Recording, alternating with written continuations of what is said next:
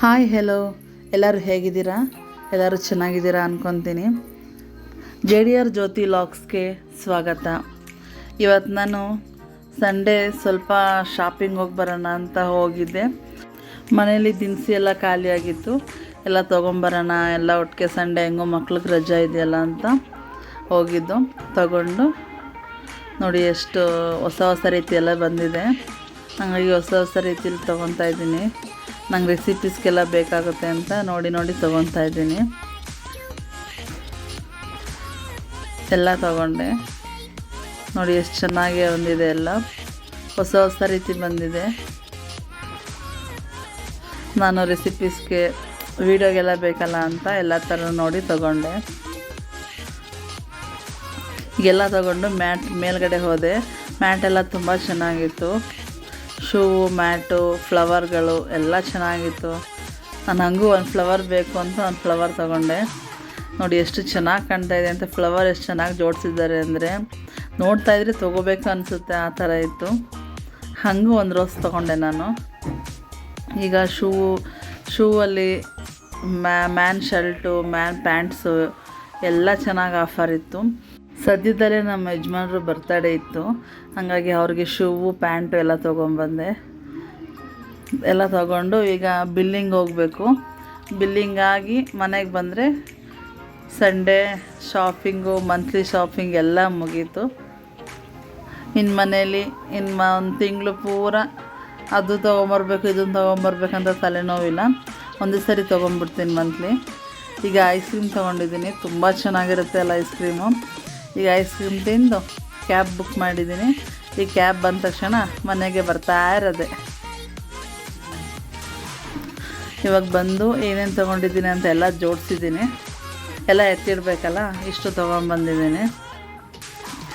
ಈಗ ಇವತ್ತು ಸಂಡೇ ಅಲ್ವಾ, ಕಬಾಬ್ ರೆಸಿಪಿ ಮಾಡೋಣ ಅಂತ ಕಬಾಬ್ ಮಾಡ್ತಾಯಿದ್ದೀನಿ. ಬಿಸಿಯಾಗಿ ಕಬಾಬ್ ಮಾಡ್ಕೊಂಡು ತಿನ್ಬೇಕು ಅನ್ನಿಸ್ತಾಯಿತ್ತು. ಸ್ವಲ್ಪ ಮಳೆ ಬರ್ತಾಯಿತ್ತು, ಹಾಗಾಗಿ ಮಾಡೋಣ ಅಂತ ಮಾಡ್ತಾಯಿದ್ದೀನಿ. ಬನ್ನಿ ಹೇಗೆ ಮಾಡೋದು, ಏನೇನು ಬೇಕು.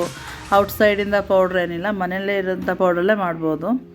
ಮೊದಲಿಗೆ ಒಂದು ಪಾತ್ರೆ ತೊಗೊಂಡಿದ್ದೀನಿ, ಬಾಣಲಿ. ಕಾರ್ನ್ಫ್ಲೋರ್ ಹಾಕೋತಾ ಇದ್ದೀನಿ 2 ಸ್ಪೂನು. 1 ಸ್ಪೂನ್ ಚಿಲ್ಲಿ ಪೌಡ್ರು, ಮತ್ತು ಗರಂ ಮಸಾಲ ಅರ್ಧ ಸ್ಪೂನು. ಜಾಸ್ತಿ ಬೇಡ, ಸ್ವಲ್ಪ ಪೆಪ್ಪರ್ 1/4 ಸ್ಪೂನು, ಒಂದು ಅರ್ಧ ಸ್ಪೂನು. ಖಾರ ಎಷ್ಟು ಬೇಕು ಅಷ್ಟು ಹಾಕ್ಕೊಳ್ಳಿ.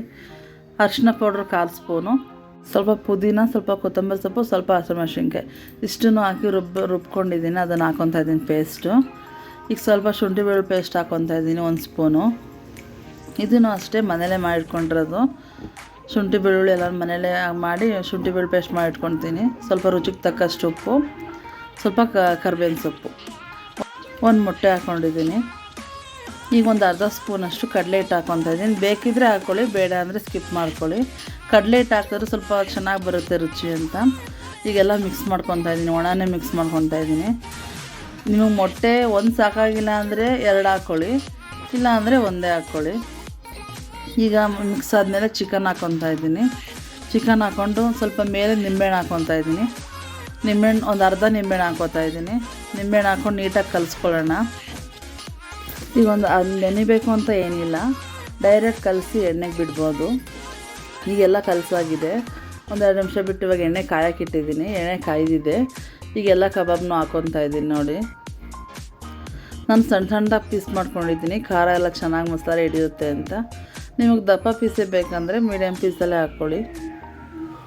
ಈಗೆಲ್ಲ ಕಬಾಬು ಹಾಕಿ ಬೇಯಿಸ್ಕೊತಾ ಇದ್ದೀನಿ. ಈಗ ಒಂದು ಕಡೆ ಆಗಿದೆ, ಇನ್ನೊಂದು ಕಡೆ ಬೇಯಿಸೋಕೆ ತಿರುಗಿಸ್ಕೊತಾ ಇದ್ದೀನಿ.